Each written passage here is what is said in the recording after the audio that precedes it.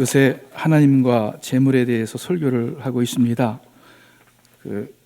성도들의 재물과 신앙생활에 관련해서 모든 사람들에게 실제적으로 중요하고 또한 뜨거운 감자라 그러죠.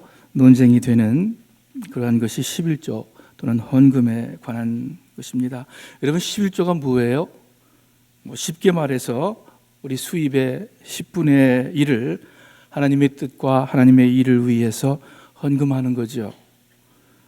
11조에 관련된 구절이 여러 있는데 우리 교회에서 아마 많이 강조하는 하여튼 그것이 바르든 틀리든 간에 많이 강조하는 구절이 오늘 본문 말라기의 말씀입니다. 말라기서 3장 7절, 구약 성경에서 마지막 책이 말라기입니다.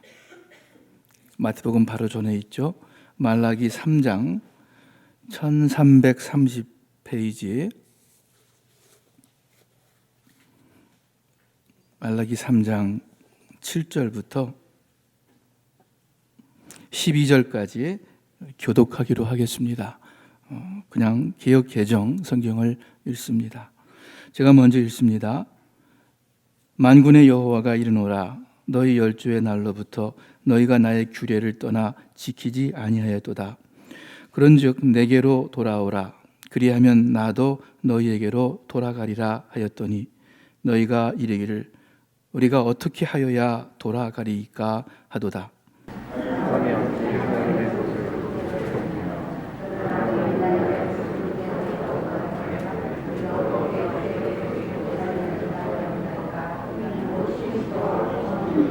너희 곧 온 나라가 나의 것을 도적질하였으므로 너희가 저주를 받았느니라.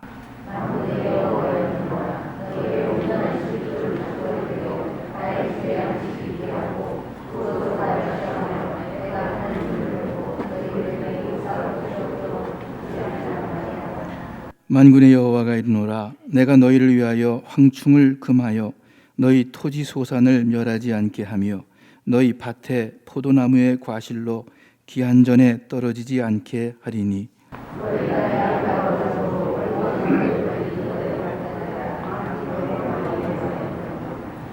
아멘. 한국의 가장 큰 장로 교단에서 교단 헌법에 11조를 내지 않으면 교인의 권리를 중지한다, 그러한 조항을 넣으려고 했습니다. 그런데 반대에 부딪혀서 무산되었죠. 교단 헌법에는 들어가지 못했지만은 많은 교회들, 특별히 큰 대형 교회들이 그 11조 의무 조항을 그 교회의 헌법에 집어넣었습니다. 그래서 11조를 하지 않으면은 어떤 집사나 재직의 자격이 안 된다라는 등 어떤 여러 종류의 그 11조에 관한 의무 조항을 교회 헌법에 집어넣었습니다. 여러분, 질문할게요. 11조가 교인의 의무입니까? 아닙니까? 11조가 교인의 의무입니까?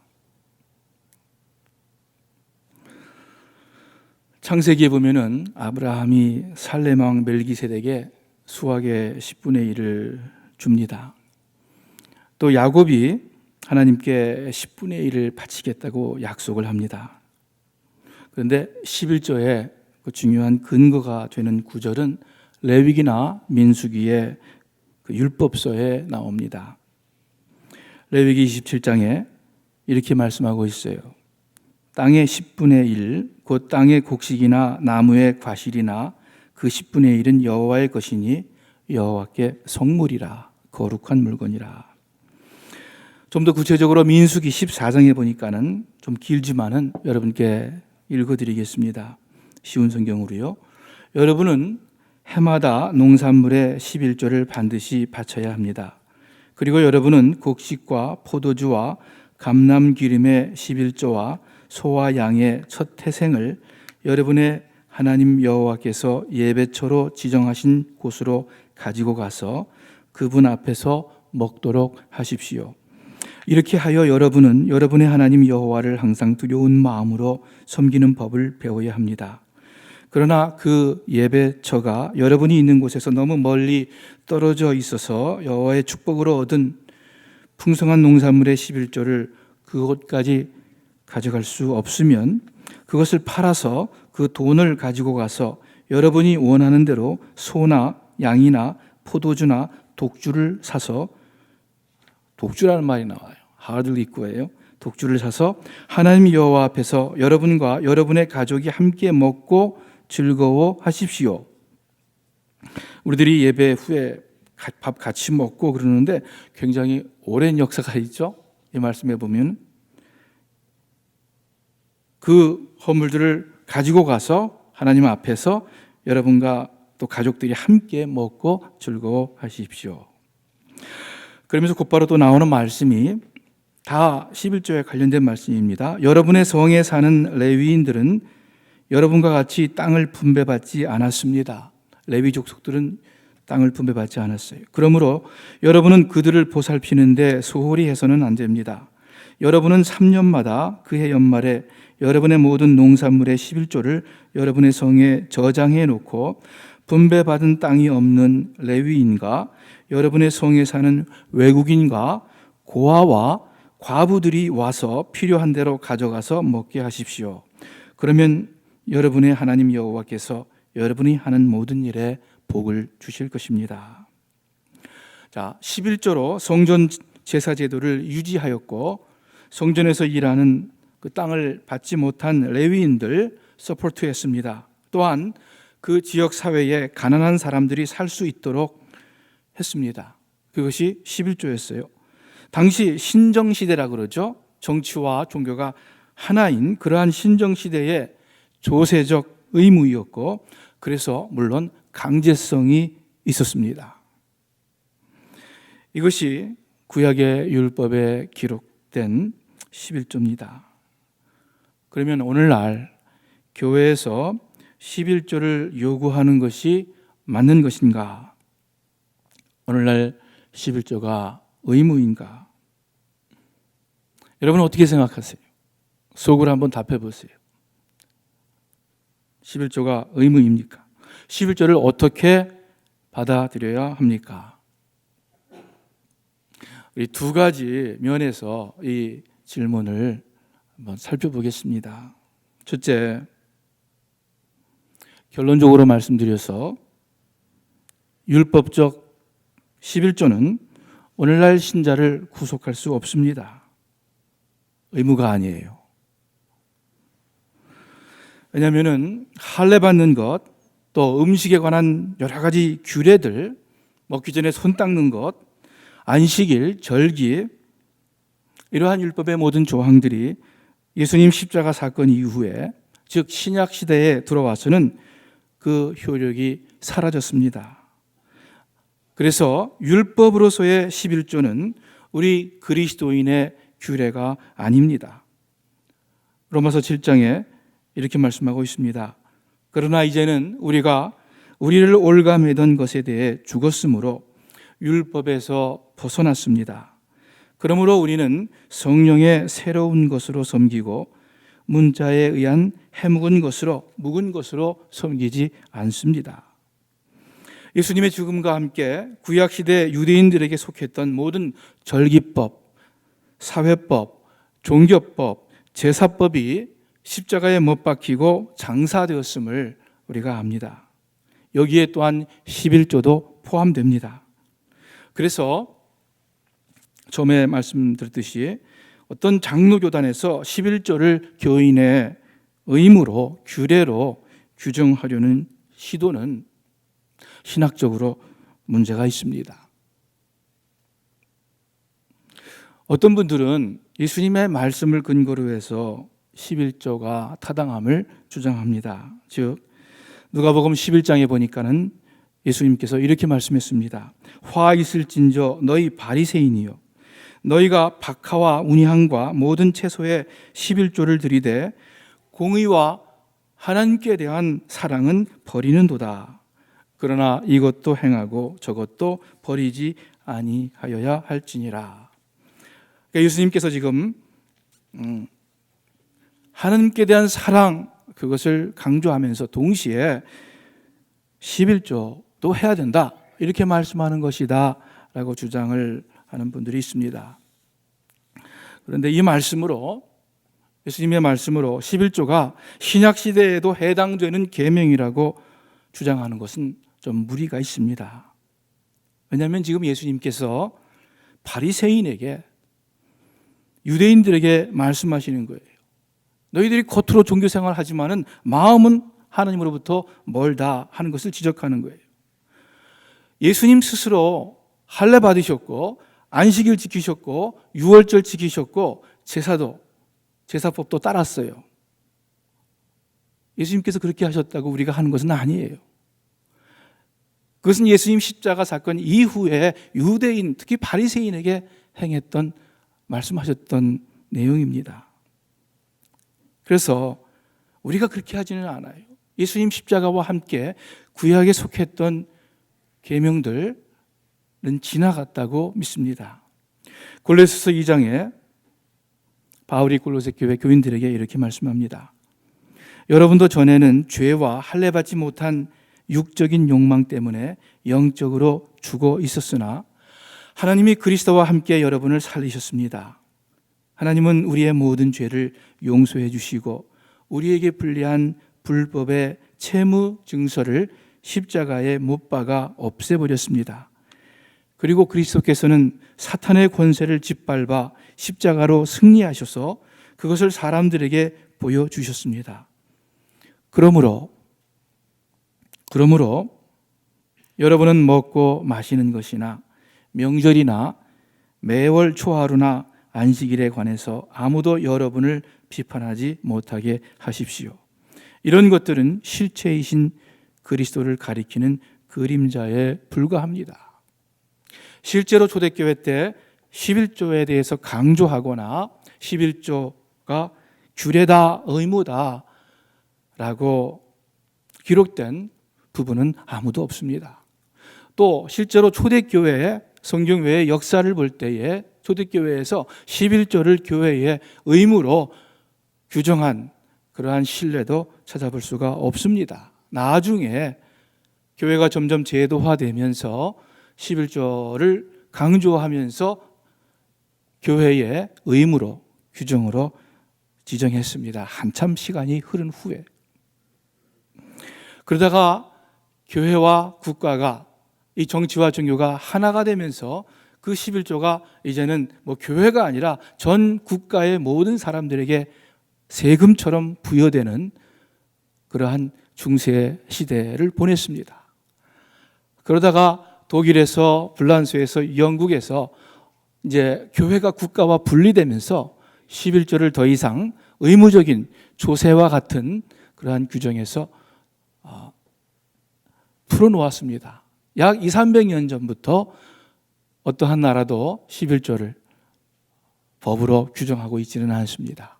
물론 지금도 독일에 가면은 종교법, 종교세, 교회세라는 것이 있어요. 그래서 모든 사람들한테 세금을 걷어서 그걸 가지고 교회를 운영합니다. 교직 교역자들을 서포트하는 것이 현재 독일의 제도입니다. 그러나 11조 개념의 그러한 법, 오랫동안 있었던 법은 벌써 200~300년 전부터 다 없어졌습니다. 근데 요즘 다시 와서 특별히 우리 한국교회에서 11조를 강조하다 못해 이제 교단 헌법으로, 교회 헌법으로 11조를 하지 않으면 교인의 권리를 박탈한다라고까지 하게 된 것입니다. 그래서 우리가 11조를 바라볼 때 첫째, 11조는 우리 신약시대 우리 그리스도인들이 따라야 할 의무조항 아니다. 율법에서 가르쳐준 그러한 해야만 하는 11조 아니다 하는 것, 우리가 먼저 마음속에 기억하시기를 바랍니다. 그런데 그것이 전부는 아니에요. 또 다른 11조에 대한 한 면을 우리가 보고 배워야 됩니다. 여러분, 우리는 신약뿐만 아니라 구약도 동일하게 영감된 하나님의 말씀이라고 믿습니다. 성경 66권 전체가 우리에게 주시는 하나님의 말씀이라고 믿습니다. 그래서 우리가 오늘날 제사 드리지는 않지만, 동물을 죽여서 피를 뿌리지는 않지만, 그 제사의 완성된 의미, 예수님의 구속, 예수님의 보혈, 그것이 우리 신앙의 가장 근본 토대임을 부인할 수 없습니다. 부인할 수 없다는 정도가 아니라 그것이 우리의 가장 중요한 교리죠. 우리가 할례 받지는 않지만은 하나님의 백성된, 구분된 백성임을 분명히 알고 세상의 가치관을 배격하고 잘라내면서 빛의 자녀로서 살고자 다짐하는 것, 오늘날도 우리가 행해야 하는 귀중한 교훈입니다. 우리가 안식일을 지키지는 않지만은 주일의 귀중함을 알고 함께 모여서 교회를 이룹니다. 이렇게 율법을 문자적으로 따르지 않지만 그 율법에 담긴 하나님의 뜻, 그 율법의 정신을 우리가 지킵니다. 오늘날도 예수님의 말씀과 삶이 결국 율법의 완성 아닙니까? 내가 율법을 폐하러 온 것이 아니라 완성하러 왔다. 그 의미를 온전하게 이루기 위해서 왔다 말씀하셨습니다. 그러므로 마찬가지로 이 11조 율법, 법에 있어서도 율법으로서의 11조가 아니라 그 정신으로 하나님의 원하시는 뜻으로 우리가 11조를 이해하고 그렇게 배웁니다. 오늘 읽은 말라기서의 11조에 관한 말씀도 그런 의미에서 귀중합니다. 7절부터 9절까지에 어떤 말씀을 하냐면은 하나님께 돌아가는 구체적인 방법으로 11조를 거론하고 있습니다. 그렇죠?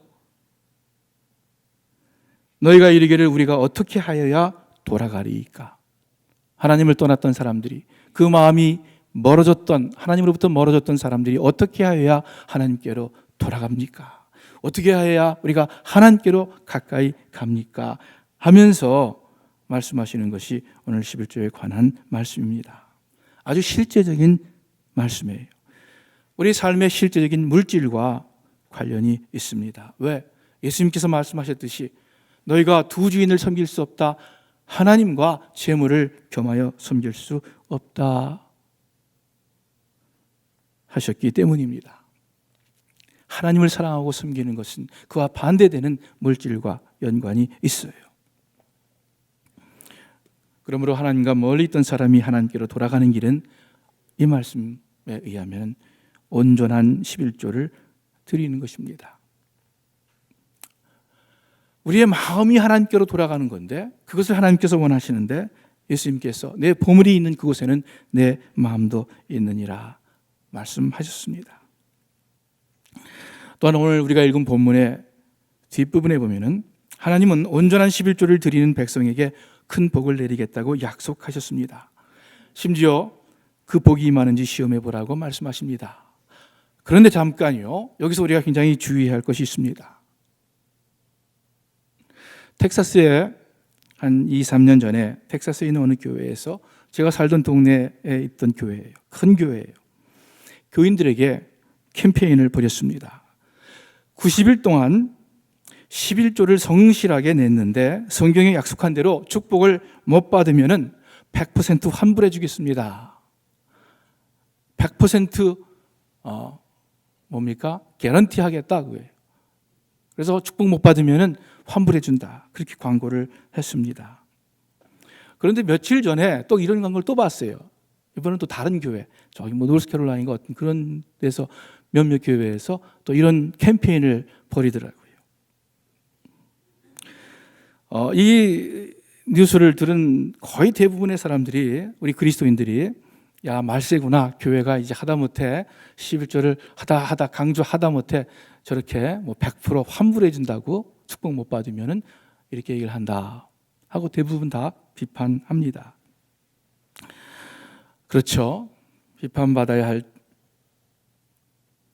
그러한 교회의 어떤 프로그램이라고 생각을 합니다. 근데 왜 비판을 우리가 하냐면은 틀린 점이 세 가지가 있어요. 그 내용을 가만히 생각해 보니까 뭐가 틀렸냐면요.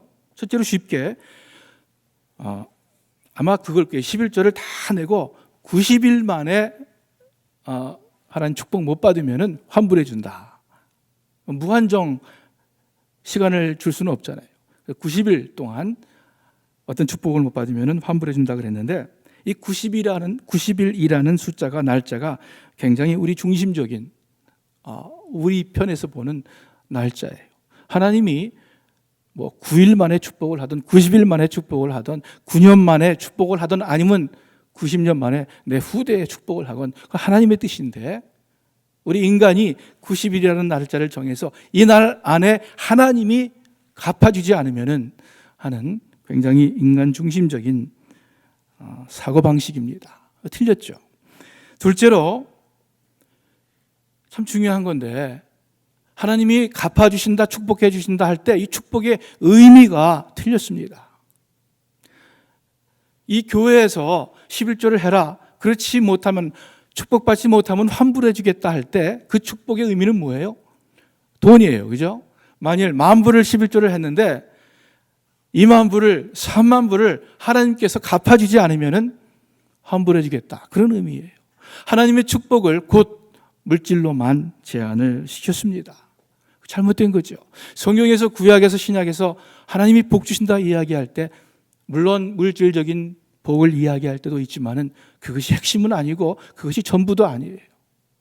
하나님의 복은 더 근본적인 또 더 본질적으로 영원한 복이 있습니다. 그런데 그것을 물질로만 생각했기 때문에 잘못이라고 할 수 있겠죠. 또한 세 번째, 이 프로그램이 잘못된 것은 11조 해라 축복받지 못하면 100% 환불해 준다. 여기에서 아무래도 사람들한테 무엇을 가르치냐면은 축복을 받기 위해서 우리가 더 풍성한 더 부유한 삶을 살기 위해서 헌금을 하고 11조를 한다 하는 그러한 생각이 들어가 있습니다. 그래서 잘못된 것이겠죠. 그런데 여러분, 이 세 가지 틀린 점을 우리가 바로 알고 이 세 가지 틀린 점을 제외한다면은 그러면 맞아요. 그거는 반드시 하나님께서 복 주세요. 왜? 성경의 약속이니까. 그러나 그 하나님의 축복을 어떤 시간적으로 여러분들이 원하는 항상 당장이겠죠. 거기에 제한하지 마시고 그 축복의 의미를 내가 낸 재물의 2-3배로 10배로 갚아주는 그 재물로 제한시키지 마시고 그리고 내가 육신적으로 경제적으로 복 받겠다라는 그러한 생각하에서 11조 하시지 마십시오. 그러면 하나님께서 이 말라기에 약속한 대로 우리에게 가장 복된 결과를 허락해 주실 줄을 압니다. 오늘날 온전한 11조가 무엇을 의미합니까? 너희가 온전한 11조를 드려봐라. 하나님께서 이렇게 말씀하시는데 온전한 11조가 뭘 의미해요? 의무가 아니라면 아까 우리가 하나님을 섬기되 문자에 의한 묵은 것으로 하지 아니하고 성령의 새로운 것으로 하나님을 섬기자 그랬는데 성령의 새로운 것으로 하나님을 섬긴다는 것이 무슨 의미예요? 몇 가지를 말씀을 드립니다. 온전한 11조가 하나님께서 정말 기뻐하시고 또 하나님께서 축복하시는 온전한 11조가 무엇인가? 첫째로 온전한 11조란 자신의 재물 나아가서 내가 가진 것 전부가 내 것임이 아니라 하나님의 것임을 고백하는 것입니다. 잠시 하나님께서 나에게 맡겨주신 것이다. 그리고 원래 이 모든 것이 하나님의 것이다. 고백하는 거예요. 그런 의미에서 11조를 하나님께 드립니다. 즉 10분의 1을 대표로 10분의 10이 하나님의 것인데 10분의 1을 상징으로 대표로 하나님께 드리는 것입니다. 하나님의 것인데 내 재물과 또는 내 재능과 내 시간과 내가 누리는 그 모든 것이 하나님으로부터 온 하나님의 것인데 그 생각을 전혀 하지 못하고 그래서 하나님 뜻이 아닌 내 뜻대로 내 마음대로 내 마음에 원하는 대로 사용한다면 그것이 바로 하나님의 것을 도적질하는 것이다 하고 오늘 말라기서에서 말씀하고 있습니다. 11조의 온전한 11조란 뭐냐? 내가 갖고 있는 모든 것들이 하나님으로부터 온 하나님께서 저에게 맡겨주신 것입니다 하는 신앙 고백이에요. 내가 아무리 열심히 일을 해서 내가 아무리 명석한 두뇌로 일을 해서 돈을 모았다 하더라도 여러분 건강하지 못했으면 돈 벌지 못했겠죠. 건강하다 하더라도 어떤 사회적인 경제적인 그 환경이 조성되지 않았다면 돈 벌지 못했겠죠. 그래서 결국 하나님께서 나에게 허락하신 하나님의 것입니다 하는 마음의 고백이 내가 소득한 것의 10분의 1을 하나님께 하나님의 일에 드리는 것입니다. 두 번째, 온전한 11조는 하나님 사랑하는 거예요. 하나님을 귀중히 여기기에 우리의 마음을 하나님께 드리는 것입니다. 혹시 우리 좀 아까 말씀드렸듯이 혹시 누가 11조를 했는데 막 굉장히 축복을 받았대. 이런 말에 귀가 솔깃해서 11조 할 생각하지 마세요. 절대로 그렇게 하지 마세요. 왜? 하나님의 만일 정말 나도 따라서 했다가 하나님이 정말 나에게 물질을 축복해 주시는 것 같아. 그거 하나님으로부터 오는 거 아니에요. 오히려 사탄이 주기가 더 쉬워요. 속이는 거예요. 왜 그렇습니까? 11조는 온전한 11조는 하나님 참 귀한 분입니다. 어느 것보다도 먼저 되고 어느 것보다도 어느 분보다도 가장 귀한 분입니다 하는 하나님에 대한 그 사랑의 마음을 드리는 것이 11조인데 온전한 11조인데 그런 것 없이 축복받기 위해 11조 한다. 물질적으로 축복받기 위해서 11조 하면 하나님께 축복 안 하세요. 그 마음의 동기가 옳지 않기 때문입니다. 오히려 더 안 좋을 거예요. 하나님 사랑하는 마음인데 하나님께서 보시는 건 이걸 무슨 어디 굉장히 리턴이 많은 투자처로 생각을 한다면 그 얼마나 하나님 노엽게 하는 일입니까? 우리 기억하시기를 바랍니다. 이런 말이 있어요. 우리는 사랑 없이 헌금할 수 있다. 그렇죠? 안 좋은 거예요. 과시하기 위해서 헌금할 수도 있고 또는 습관적으로 헌금할 수도 있어요. 하나님 귀한 마음 전혀 상관없이 어렸을 적부터 헌금해 온 사람들 그냥 헌금할 수도 있어요. 우리는 사랑 없이 헌금할 수 있다. 그러나 헌금 없이 사랑할 수는 없다. 헌금하지 않고 사랑할 수는 없다. We can give without loving, but we cannot love without giving. 맞는 말씀이죠. 오늘 주보에 쓴 것 같아요. 여러분 사랑하는 남녀가 애인 간에 남자가 사랑한다 그러면서 그 여자를 위해서 돈을 안 써요. 너무너무 인색해. 그러면 그 남자의 사랑을 의심해 보지 않겠습니까? 돈 쓰는 게 너무 아까워. 아주 인색하다면은 그 사랑 의심해 봐야 되는 거예요. We can give without loving, but we can't love without giving. 우리가 재물을 쓰지 않고 귀한 것을 물질을 사용하지 않고 하나님 사랑하겠다 하는 것은 의심해 볼 만한 거예요. 실제로 하나님 사랑하고 실제로 이웃을 사랑하는 것은 재물에 중요한 역할을 합니다. 실제로 믿음 생활하는 거예요. 자, 온전한 11조는 하나님 사랑하는 것이고 했는데, 세 번째 온전한 11조는 또한 이웃을 사랑하는 것입니다. 아까 우리 읽은 민수기 말씀 가운데 먹을 것이 없는, 유산이 없는 레위인들은 성전에서 일하던 사람들이었습니다. 레위인들, 또 외국인 고아와 과부를 위해서 11조가 쓰였어요. 사실 주된 사용처가 바로 그러한 것이었습니다. 그렇기 때문에 이웃을 사랑하는 것은, 또 이웃을 사랑하기 위해서는 11조를 해야 됩니다. 요한일서에 누가 이 세상 재물을 가지고 형제의 궁핍함을 보고도 도와줄 마음을 막으면 하나님의 사랑이 어찌 그 속에 거할까 보냐. 가난한 형제의 궁핍함을 보고도 모른 채 하고 도와주지 않는다면 어떻게 하나님의 사랑이 그 안에 있다고 할 수 있겠느냐, 어떻게 이웃을 사랑한다고 할 수 있겠느냐 말씀합니다.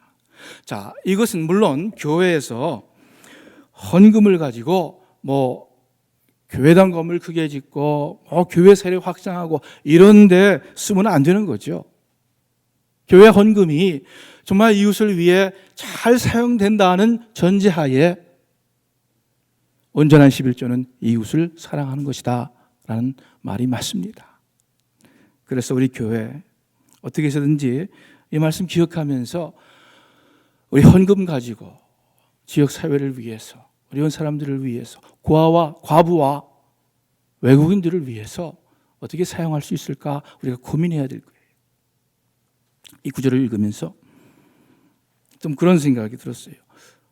레위인들을 서포트하고 고아와 과부 외국인들을 서포트하고 그렇게 표현이 되는데, 오늘날의 그 교역자들이, 풀타임 목회자들이 구약의 레위인에 상응한다면, 똑같지는 않지만 한다면, 오늘날 목사님 서포트하는 게 그 SSI 수준이네, 그런 생각이 들더라고요. 그래서 약간 이거 이렇게밖에 안 되는 거구나. 제 이 성경 해석이 맞는다고 하는 것은 아닙니다. 모르겠어요. 그런데 같이 놓고 있어요. 레위인들 돕는 것, 고아와 과부와 외국인들 돕는 것 같이 이야기하고 있어요. 이거는 뭡니까?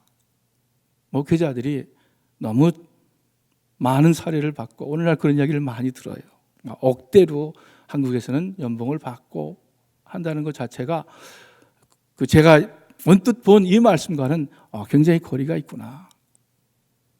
이 레위인들을 고아와 과부 그 정도로 같은 레벨에서 말씀을 하는데요, 지금. 아무튼 이거는 권위 있는 성경 해석은 아닙니다. 제가 그냥 이 성경을 읽으면서 그런 생각이 들었어요. 온전한 11조는 우리의 어려운 이웃을 돕는 것입니다. 또 우리 교회가 이것을 명심하고 교회의 사역을 행해야 나갈 줄 압니다. 마지막 온전한 11조, 아마 이것이 우리에게 실질적으로 제일 중요하다고 생각해요. 온전한 11조는 그 삶에서 실질적으로 재물이 아닌 하나님을 섬기는 겁니다.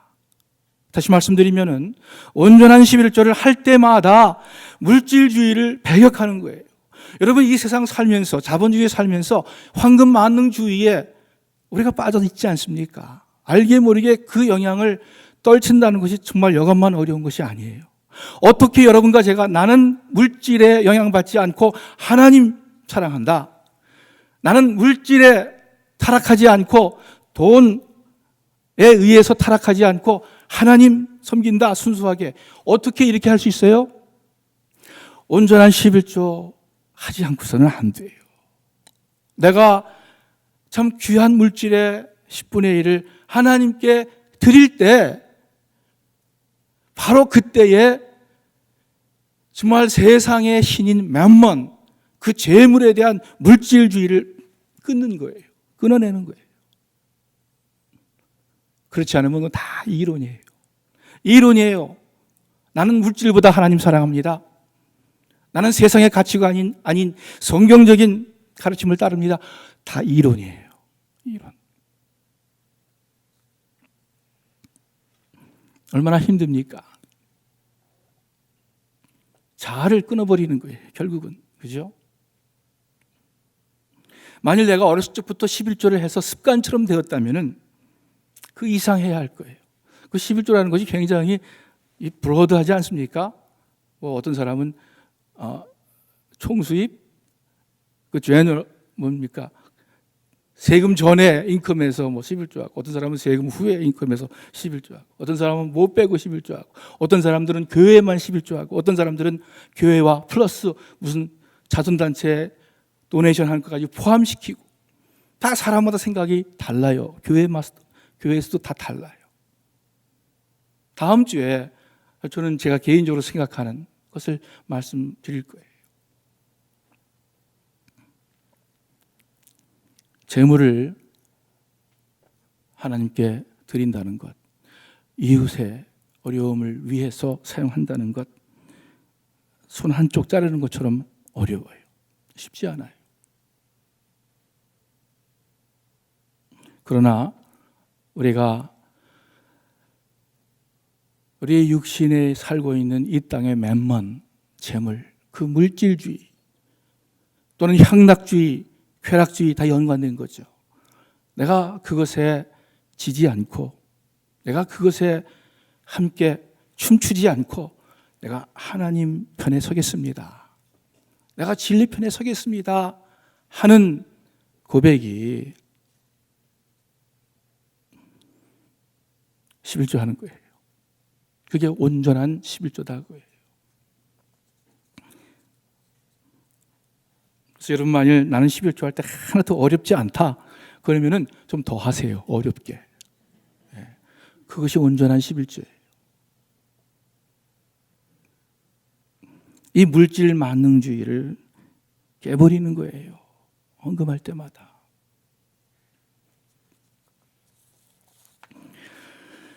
저는 풀타임으로 세상 일, 하나님의 일 구분하는 게 우습지만은, 그러니까 이 목회 말고 다른 잡을 풀타임으로 해본 것이 그렇게 많지가 않습니다. 뭐 토탈 합쳐서 1년 안 될 거예요. 그래서 재물에 대해서 설교를 한다는데 어떤 약점이 있을지 몰라요. 목사님은 돈 벌어보지 않았죠. 목사님은 자바시장에서 일해보지 않았죠. 물론 그런 약점이 있어요. 그래서 가능한 한 제가 여러분들의 입장에서 경제적으로 어려움 겪는 사람들의 입장에서 제가 말씀을 전하려고 합니다.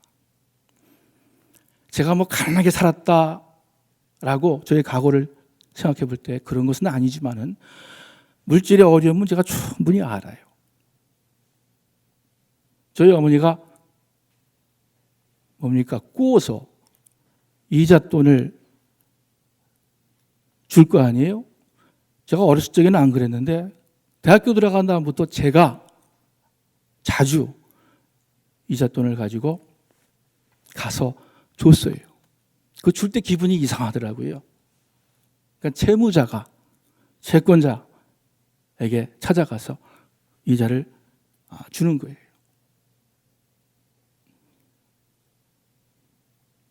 눈물을 흘리지 않고 빵을 먹어보지 않은 사람은 인생을 논하지 말라. 그런 말이 있는 것도 알아요. 경제적인 어려움이 얼마나 큰 건지 압니다. 그럼에도 불구하고 부자이든 가난한 사람이든 하나님과 재물을 겸하여 섬길 수 없다. 그리고 하나님의 것이고 하나님을 사랑하는 마음이고 이웃을 사랑하는 마음이고 물질주의를 배격한다는 그 의미에서 어떤 모습, 어떤 환경에 있든지 우리는 우리가 소득한, 우리가 일해서 번, 또 어떻게 해서든지 생긴 우리의 물질에 일부를 하나님께 드리는 거예요. 그것이 성경에서는 일반적으로 10분의 1이다 이야기하지만 그 10분의 1%라는 것은 그렇게 중요한 것 아니에요. 더 중요한 것은 하나님을 향한 마음입니다. 10분의 0.5를 할 수도 있고 2%도 할 수도 있고 10%도 할 수도 있고 20% 할 수도 있고 90% 할 수도 있어요. 이는 주님을 위한 마음, 그래서 물질주의를 깎는 그것이 하나님께서 기뻐하시는 11조, 온전한 11조인 줄 믿습니다. 우리 그러한 생활을 하는 여러분과 제가 되기를 주님의 이름으로 축원합니다.